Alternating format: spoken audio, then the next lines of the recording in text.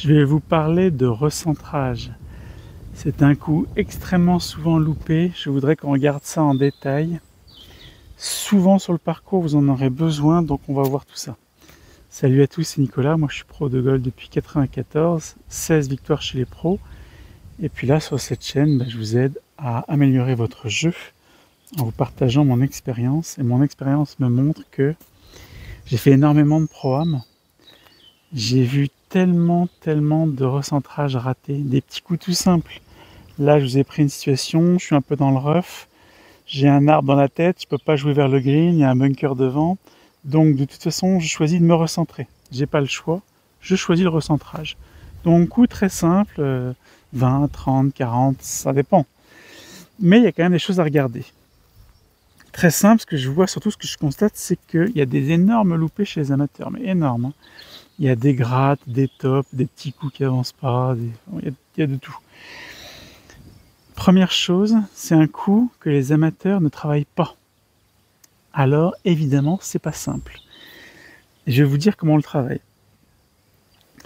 Donc, ce qu'on va voir, c'est en fait, souvent j'ai des branches qui gênent, donc souvent je suis obligé de prendre un club un peu fermé. Si c'est pas le cas, si je choisis de jouer très à droite, je peux jouer un club très ouvert, un wedge, un sand wedge. Donc c'est techniquement, c'est pas compliqué, c'est un demi-coup, un tiers de coup, tac, très simple. Voilà, que ce soit du fairway ou du rough. Maintenant, si comme ici j'ai des branches qui me gênent, je peux pas trop lever la balle, tout simplement, je prends un club qui a moins d'ouverture et on est toujours sur un petit coup. Par exemple, un fer 9, un fer 8, un fer 7, mais c'est un demi-coup. Simplement, là par exemple j'ai un fer 9. Le fer 9, il est plus long que le sand wedge. Sur les sand wedge, vous êtes probablement déjà entraîné au demi-coup, mais pas avec un fer 9, un fer 8 ou un fer 7. Donc vous vous retrouvez avec un long manche à faire un demi-coup que vous ne travaillez jamais au practice. Donc, première suggestion, prendre le club plus court, comme si vous aviez un sand wedge dans les mains.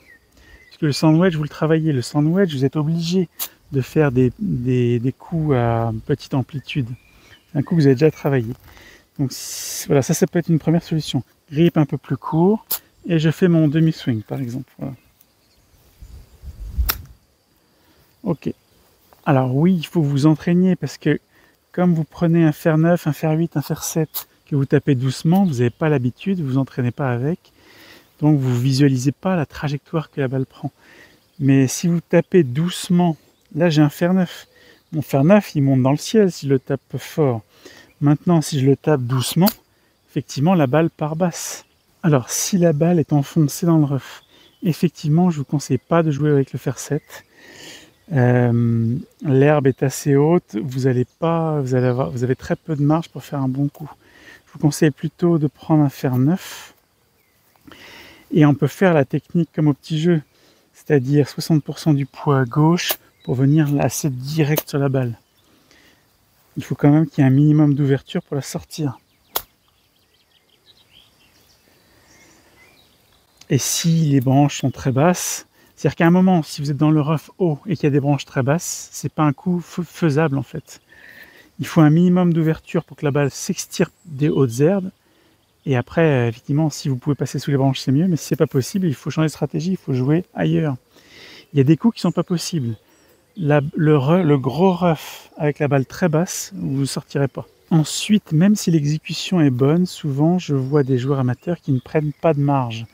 Par exemple, ils décident de frôler l'arbre, comme si ils allaient 9 fois sur 10, ils arrivaient à faire exactement la trajectoire qu'ils voulaient. Non, prenez de la marge. Visez 4-5 mètres à droite de l'arbre.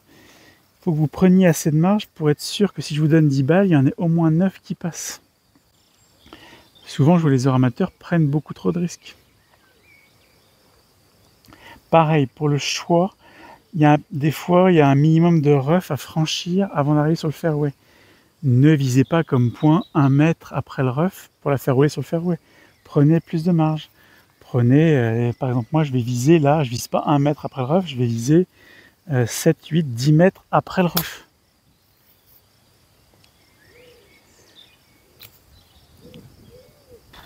Conclusion, entraînez-vous sur ces coups-là.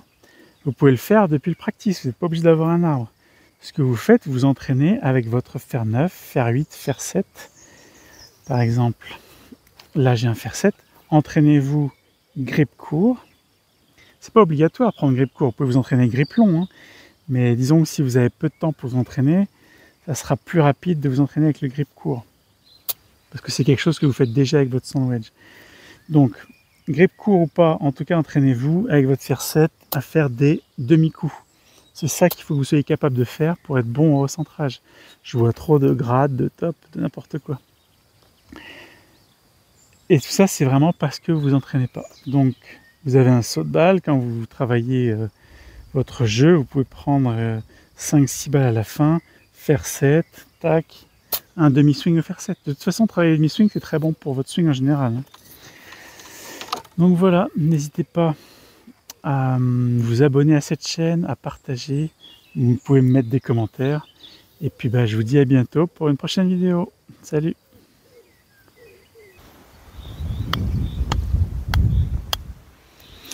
Alors pour ceux qui aiment les explications simples, et si vous cherchez des solutions efficaces pour améliorer votre jeu, et là dans la description, je vous ai mis les liens vers mes formations. Alors vous verrez, déjà la première, elle est gratuite, elle est très complète.